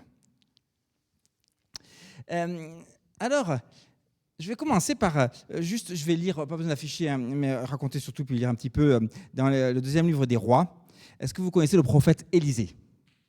Élisée, un grand prophète qui a fait beaucoup de miracles. Et savez-vous qu'il avait un serviteur ? Oui. Qui connaît le prénom du serviteur d'Élisée ? Je l'ai entendu, donc il y a quelqu'un qui le connaît, mais... Géasi, voilà. On va en parler un petit peu. Alors un jour, il était avec Géasi et tout un groupe de prophètes, Élisée, et en fait, ils n'avaient rien à manger. Et ils n'avaient pas d'argent. Et ça, c'est un souci. On lit ça dans 2 Rois, chapitre 4, verset 42. Heureusement, un homme arriva de Baal Shalisha. Il apportait dans son sac du pain de la première fournée pour l'homme de Dieu. Pain d'orge, de blé nouveau. Élisée dit, donnez-en à ces gens et qu'ils mangent. Super. Mais Dieu a répondu. Mais il y a un souci. Géasi, son serviteur, répondit, comment pourrais-je en donner à 100 personnes ? Il n'y a pas assez. Est-ce que Dieu s'est trompé ? Est-ce que Dieu ne sait pas compter ? Il ne connaît pas les besoins qu'il y a ? Élisée répéta, donnez-en à ces gens et qu'ils mangent, car voici ce que dit l'Éternel, on mangera et il y aura des restes. Il mit alors les pains devant eux, ils mangèrent et laissèrent des restes, conformément à la parole de l'Éternel. Si on avait lu un peu avant, on verrait que Élisée, c'est un habitué. Mais Dieu a opéré plein de délivrances comme ça avec des personnes qui avaient faim. On pense à la veuve, par exemple, un peu plus haut. Alors, le problème de Géasi, lui, c'est que, vous voyez ce problème concret. On n'a pas à manger, on n'a pas assez. Dieu a pourvu, peut-être, mais Dieu n'a pas pourvu, il n'a pas donné assez. Et la réponse d'Élisée, c'est, en fait, Élisée, il connaît Dieu. Et cette confiance qu'on peut avoir que Dieu pourvoit. Au-delà des apparences. Et Jésus nous dit, donc là je cite Matthieu 6, 31-32.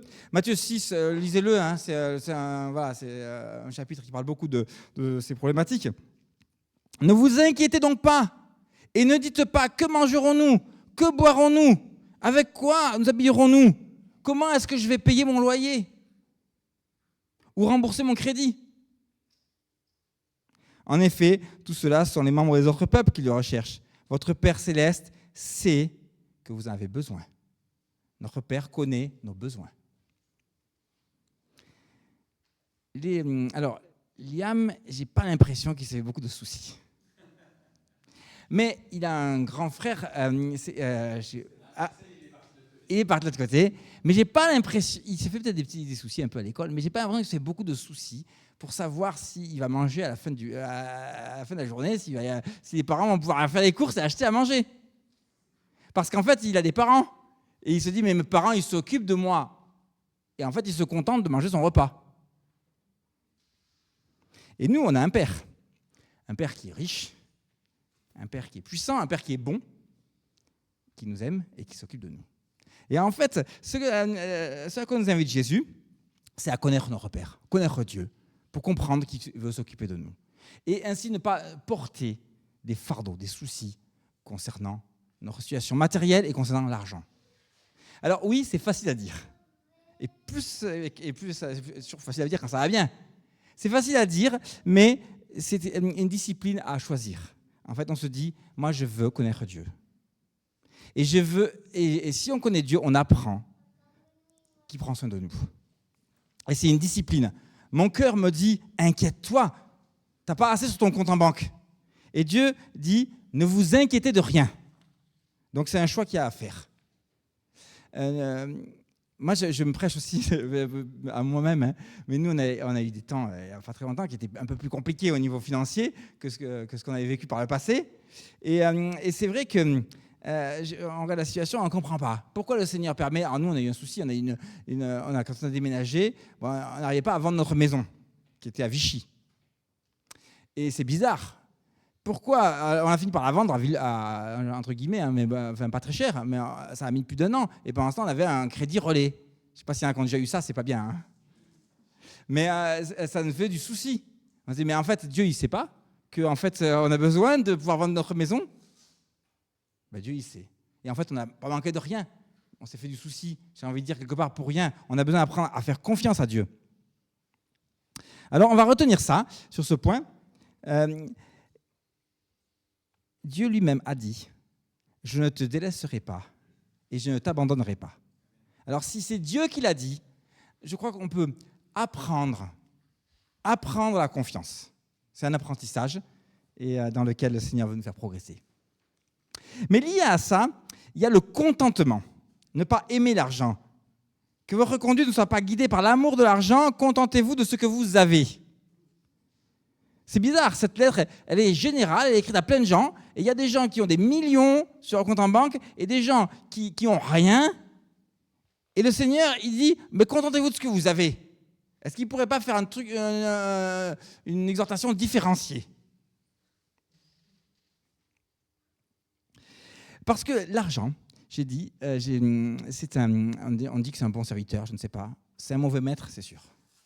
Mais aussi, c'est un serviteur malin qui veut devenir le maître. Et c'est là où est le problème.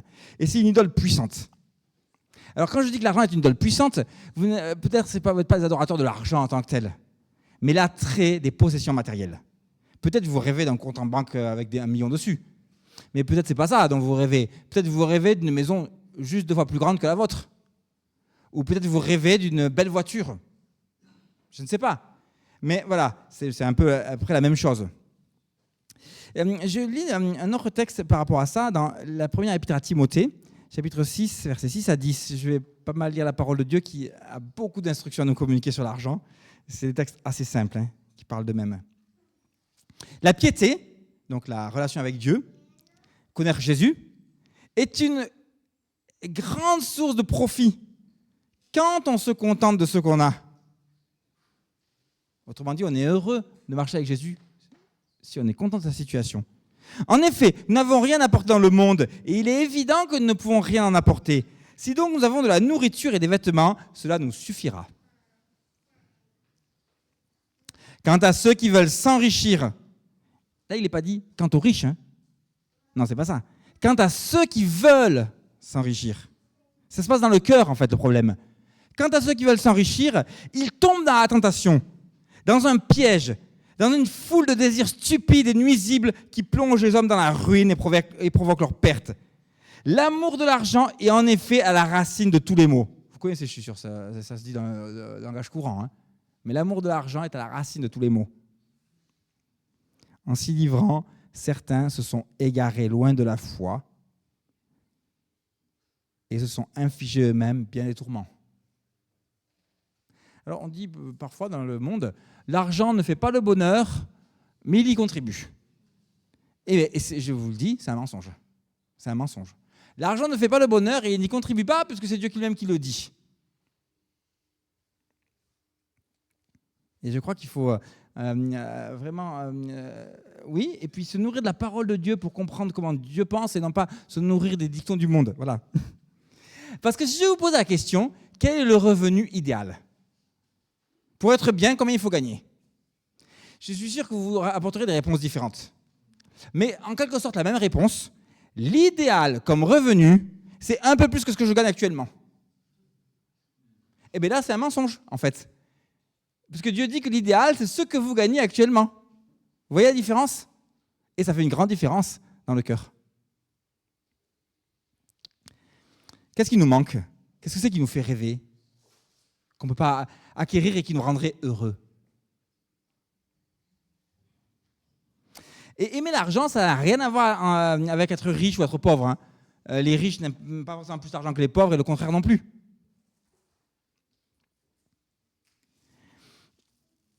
Jésus a dit, toujours dans Matthieu 6, « Ne vous amassez pas les trésors sur la terre. N'ayez pas un compte en banque bien garni, où les mythes et la rouille détruisent et où les voleurs percent les murs pour voler. Mais amassez-vous les trésors dans le ciel, où les mythes et la rouille ne détruisent pas, et où les voleurs ne peuvent pas percer ni voler. Car là où est ton trésor, là sera ton cœur. » Et notre cœur, je crois qu'on désire qu'il soit avec le Seigneur. Je l'espère. Personne ne peut servir de maître, car où il détestera le premier et aimera le second, où il s'attachera au premier et méprisera le second. Vous ne pouvez pas servir Dieu et l'argent. Vous ne pouvez pas aimer le Seigneur et l'argent. C'est faux. On ne peut pas aimer les deux. Soit on aime le Seigneur, soit on aime l'argent. Alors Élisée, revenons à Élisée. Et s'il devenait riche d'un coup? Ça vous paraît crédible, mon histoire là? Là, le prophète qui va à droite et à gauche, à qui on donne un petit peu à manger, il peut devenir riche? La fortune frappe à sa porte. Je n'avais pas vu le texte, vous le connaissez peut-être, l'histoire de Naaman. L'histoire de Naaman, c'est un riche général syrien, très haut placé dans son pays, avec, voilà, je ne vous raconte pas tout, hein, la petite fille d'Israël qui a été chez lui, puis lui, il est lépreux, et donc la petite fille dit, mais va voir Élisée. Et bon, voilà, toute une histoire, vous lirez le chapitre 5 de Rois. Mais en tout état de cause, il va voir pour être guéri. Et alors, comment est-ce qui est-ce qui a guéri Naaman? Ok, on est d'accord. C'est Dieu, mais tu dis par la main de... Ah bon? Ah, tu as lu le texte récemment? Qui a guéri Naaman? Alors, le Jourdain. Mais qui a dit à Naaman d'aller se tremper dans le Jourdain?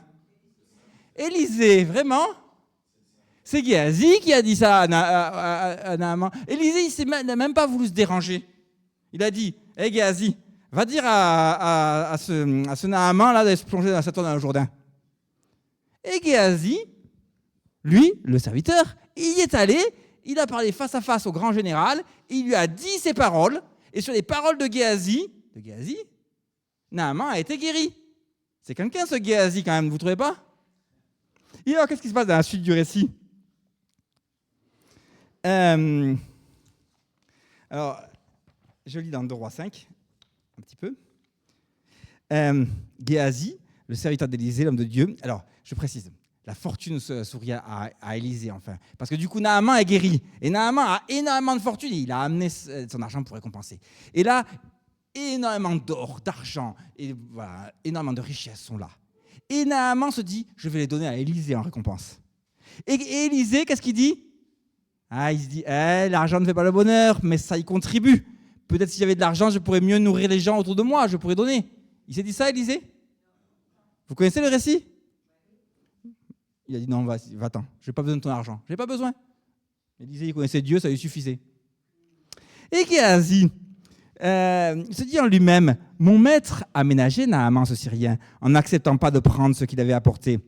L'Éternel est vivant, je vais courir derrière lui et j'obtiendrai quelque chose de sa part. Géasi courut donc derrière Naaman. Le voyant courir derrière lui, Naaman s'empressa de descendre de son char pour aller à sa rencontre et demanda, est-ce que tout va bien? Il répondit, tout va bien. Mon maître m'envoie te dire, 2 jeunes gens de la région montagneuse d'Éphraïm, des membres de la communauté des prophètes, viennent d'arriver chez moi. Donne-moi pour eux, je te prie, 30 kilos d'argent, 2 habits de rechange. Il ne prend pas tout, hein, il est modeste quand même. Voilà, mais Naaman dit, accepte de prendre 60 kilos. Il insista et mit 60 kilos d'argent dans 2 sacs. Il donne 2 habits de rechange, voilà. Géasi, ça y est. La fortune a tourné, il est riche. Il alla ensuite se présenter à son seigneur, Élisée. Élisée lui demanda, d'où viens-tu, Géasi? Il répondit, ton serviteur n'est sorti nulle part. Mais Élisée lui dit, « Mon esprit non plus n'était pas parti lorsque cet homme a quitté son char pour venir à ta rencontre. Est-ce le moment de prendre de l'argent pour acheter des habits, des oliviers, des vignes, des brebis, des bœufs, des serviteurs et des servantes? La lèpre de Naaman va s'attacher à toi et à ta descendance pour toujours. » Géasi quitta Élisée, atteint d'une lèpre blanche comme la neige. Et on n'entendra plus parler de Géasi dans la suite du récit. Où est le problème? Naaman avait amené cet argent. Naaman n'avait pas besoin de cet argent. Il avait déjà un super job et il gagnait déjà beaucoup. Donc, quelque part, Géasi ne faisait-il pas le bien en le débarrassant de cet argent? Non, le problème, c'est la convoitise. En fait, Géasi a convoité cet argent. Et ça lui a conduit au mensonge et à la dissimulation. Il a raconté des bobards à Naaman. Et après, il a menti à Élisée. Et il a caché cet argent.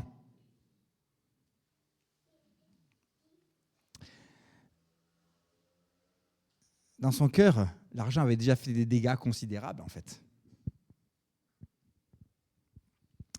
Et c'est le problème de la convoitise. Désirer plus, en fait. Les conséquences sont considérables. Donc c'est pour ça que je peux me poser cette question. Qu'est-ce que c'est qui occupe mes pensées et mes rêves? La parole nous dit dans le livre de l'Ecclésiaste, « Celui qui aime l'argent ne sera jamais rassasié. Et celui qui aime les richesses n'en profitera pas. » C'est de la fumée. Et moi, ce que je voudrais partager, c'est que pour nous tous, que notre vie ne soit pas gâchée, notre vie au service du Seigneur ne soit pas gâchée par l'amour de l'argent et des richesses. Mais contentons de ce que nous avons avec des cœurs qui appartiennent au Seigneur. Et la vie nouvelle qu'il veut nous donner, le Seigneur Jésus, par la rédemption, c'est justement des cœurs changés, des cœurs qui aiment ce qui a de la valeur. Alors oui, c'est vrai, il y a le mal sur la terre. Et toujours, on aura des frustrations et des déceptions. Et on aura toujours la tentation d'aller chercher du secours à la mauvaise source. Et l'argent est une mauvaise source. En tout cas, la convoitise. Se dire, ah, si j'avais plus d'argent, je serais plus heureux. Ah, si j'avais plus d'argent, ma vie serait plus simple. Et si j'avais plus d'argent, je ferais plus de bien autour de moi. C'est faux. Parce que le Seigneur est bon. C'est au présent. Il est bon. Et ce qu'il m'a donné est bon. Et ce que j'ai à vivre, ce sont mes circonstances présentes. Je n'ai pas à vivre la vie de quelqu'un d'autre. J'ai à vivre ma vie avec le Seigneur, ici, maintenant, tel que je suis. Et oui, un jour viendra où effectivement le Seigneur reviendra, je le verrai face à face, et ma satisfaction et ma joie sera complète et je n'aurai plus ce manque de rien du tout. En attendant, je peux déjà commencer à connaître le Seigneur. Et puis je peux dire merci pour ce qu'il me donne. Et sans trop m'attarder, je vais quand même juste donner un petit bonus, mais parce que c'est pas facile ces questions. Honnêtement, hein, c'est pas facile ces questions. On est tenté par beaucoup d'entre nous, on aimerait avoir plus. On a cette tentation. Et on a une arme par rapport à ça. Et vous la connaissez cette arme? Cette arme, c'est le don. J'ai entendu que vous avez fait des collectes, des collectes de produits alimentaires. Ça, c'est une arme puissante.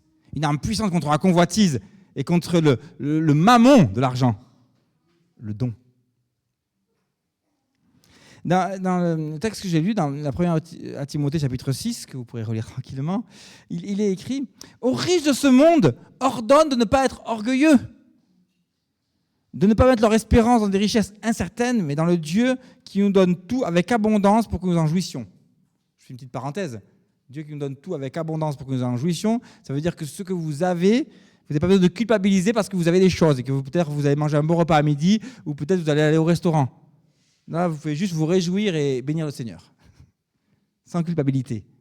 Voilà. Mais, par contre, ordonne-leur de faire du bien, d'être riches en belles œuvres, de se montrer généreux, prêts à partager. Ils s'assureront ainsi en guise de trésor de bonnes fondations pour l'avenir, afin de saisir la vie éternelle. Alors, certains sont riches et d'autres pas. Parce que les riches et les pauvres n'ont pas la même mission. Autrement dit, si actuellement, ça change d'un jour d'une année à l'autre, mais si actuellement j'ai de l'argent, c'est parce que le Seigneur aimerait que je sois généreux. Et si actuellement j'en manque, c'est parce que le Seigneur aimerait que je sois confiant. Il y a un temps pour tout. Mais en tout cas, le Seigneur Jésus, il a dit, il a presque toutes les paroles qu'on connaît de Jésus, elles sont dans les évangiles. Mais, pas 100%. On retrouve dans les actes une parole de Jésus, qui n'est pas dans les évangiles, qui est très importante. Vous la connaissez, acte 20, 35. Il y a plus de bonheur à donner qu'à recevoir. Vous le connaissez par cœur, ce verset. Voilà, la joie est dans le don.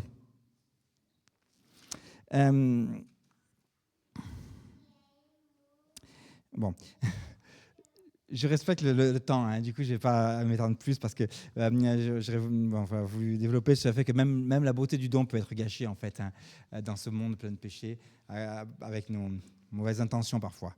Mais bon, c'est pas... voilà, je vais simplement tirer quelques instructions par rapport au don.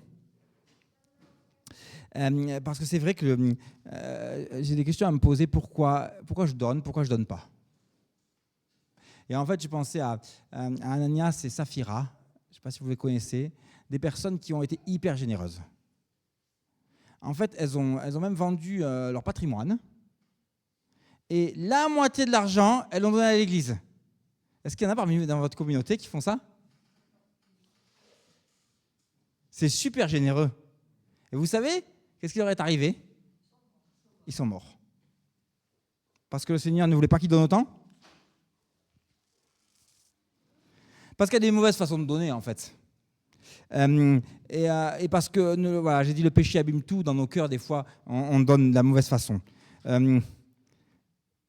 Alors, pourquoi je donne? Le regard des autres? Pourquoi je donne pas?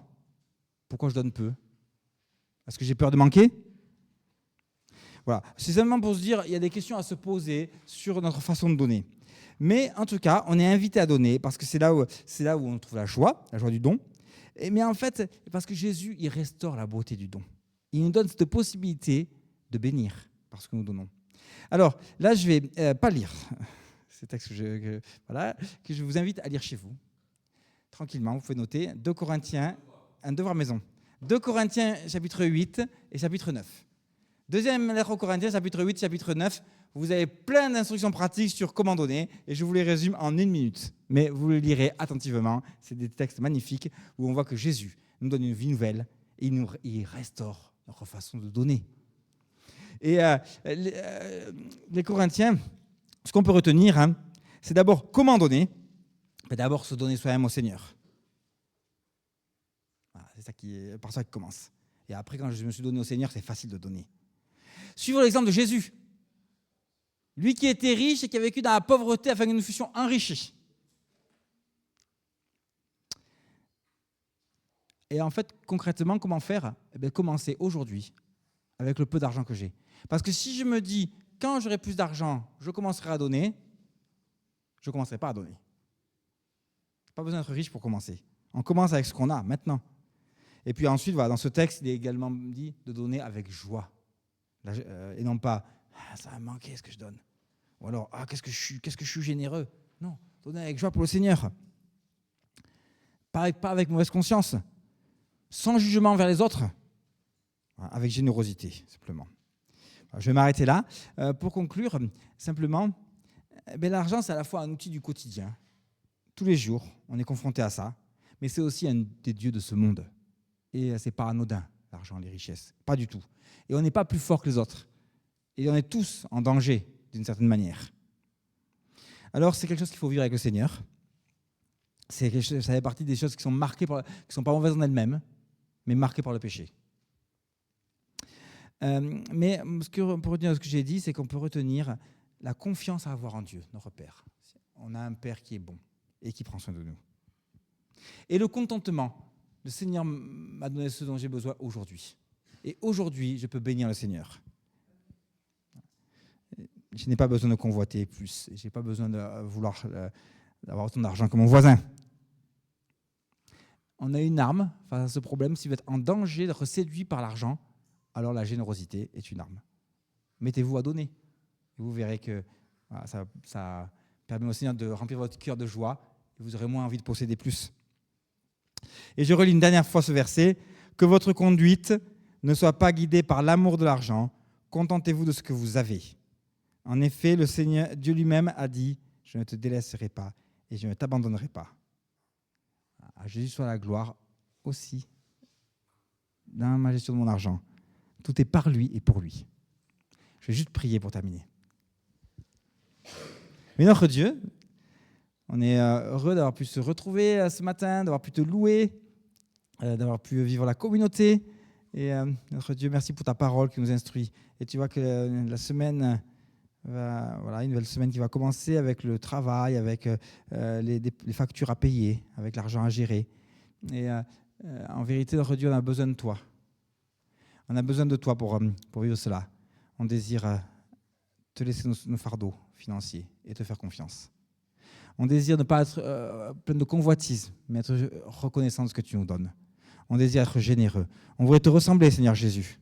On voudrait te ressembler aussi dans le domaine de nos finances, Seigneur. Alors on te prie de faire ce travail dans notre cœur. On a besoin de toi et on veut te remercier pour ta grâce qui est à l'œuvre dans nos vies. Amen.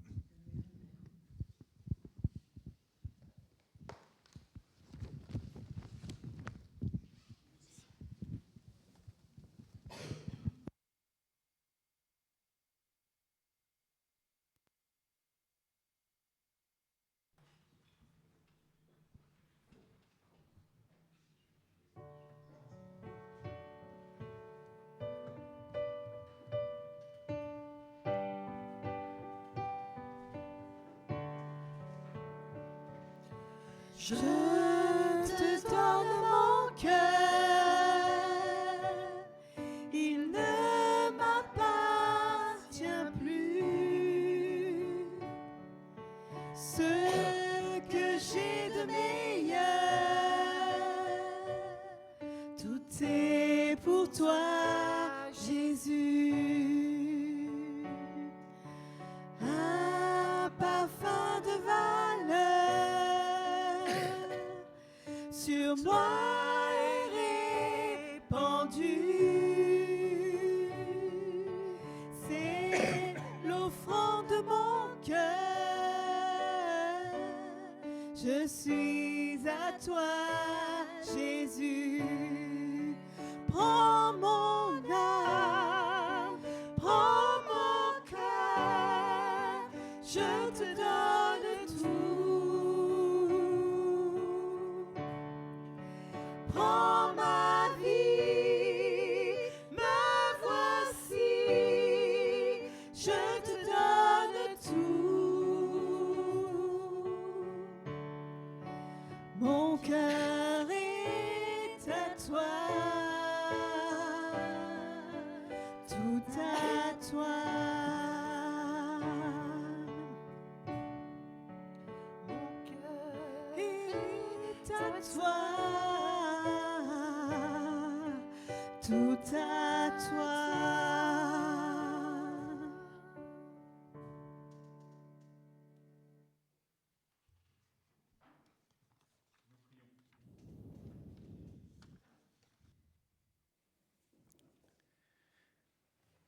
Seigneur notre Dieu, tu nous as assemblés ce matin en Église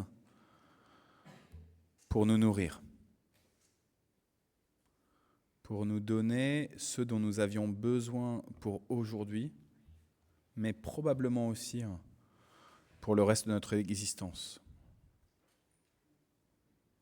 Nous te bénissons, Seigneur, de ce que nous ayons fait corps avec toi comme tête. Nous voulons te remettre, Seigneur, tous ceux qui se questionnent quant au sens de leur existence, tous ceux qui traversent des moments de détresse profonde quant à leur présence sur cette terre, tous ceux qui angoissent, tous ceux qui veulent hâter le moment de leur propre fin. Nous voulons, Seigneur, te remettre tous ceux qui traversent un temps de maladie, un temps de deuil. Viens au secours, s'il te plaît. Restaure, Seigneur. Restaure les cœurs en prenant la place qui t'est due.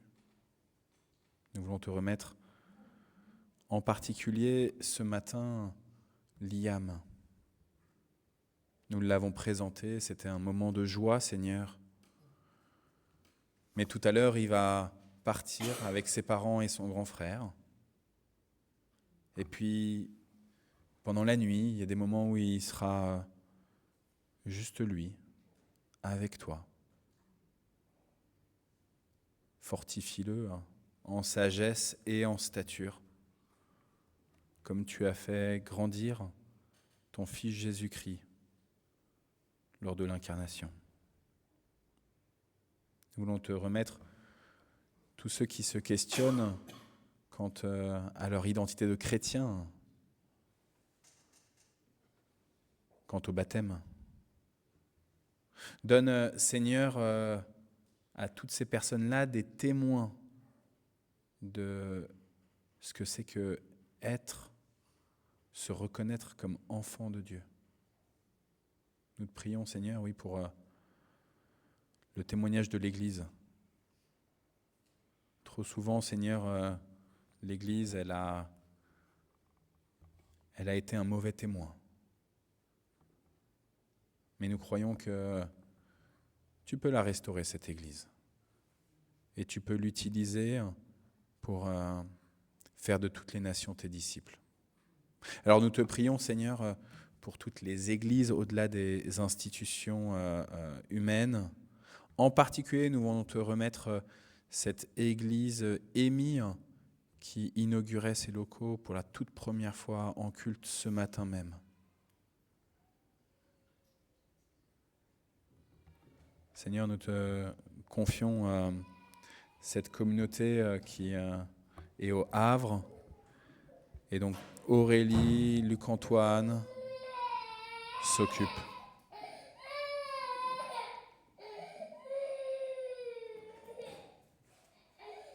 Nous te confions à Maya, Seigneur. Prends soin d'elle.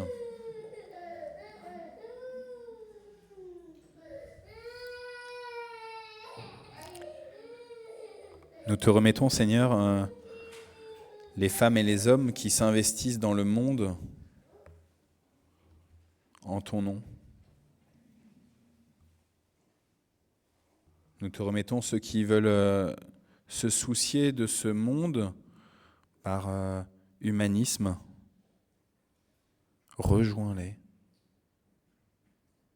Montre-leur que tu es un Père aimant qui veut prendre soin de toute sa création. Et puis Seigneur, alors que nous venons d'être nourris spirituellement par ton fils Luc-Antoine, nos ventres y crient un peu famine. Alors nous te remettons aussi le temps du déjeuner de chacune de chacun, en particulier de ceux qui risquent de se retrouver tout seuls. Seigneur, viens nous connecter les uns aux autres. Et nous te prions pour ceux qui, dans nos territoires, à Mantes-la-Jolie, mais dans nos villes, à chacune, à chacun, Seigneur, crient famine. Viens, Seigneur, donne le pain de vie. Amen. Je vous propose, frères et sœurs, que nous disions ensemble la prière que Jésus a enseignée à ses disciples. Elle est bien meilleure que toutes nos prières. Notre Père qui es aux cieux, que ton nom soit sanctifié, que ton règne vienne, que ta volonté soit faite sur la terre comme au ciel. Donne-nous aujourd'hui notre pain de ce jour. Pardonne-nous nos offenses, comme nous pardonnons aussi à ceux qui nous ont offensés. Et ne nous laisse pas entrer en tentation, mais délivre-nous du mal, car c'est à toi qu'appartiennent le règne, la puissance et la gloire pour les siècles des siècles. Amen. Recevez la bénédiction de la part de Dieu avec Philippiens chapitre 4. Mon Dieu pourvoira à tous vos besoins selon sa magnifique richesse dans l'union à Jésus-Christ. À Dieu notre Père soit la gloire pour toujours. Amen. Que la grâce du Seigneur Jésus-Christ soit avec vous tous. Amen. Et on va prendre le dernier chant.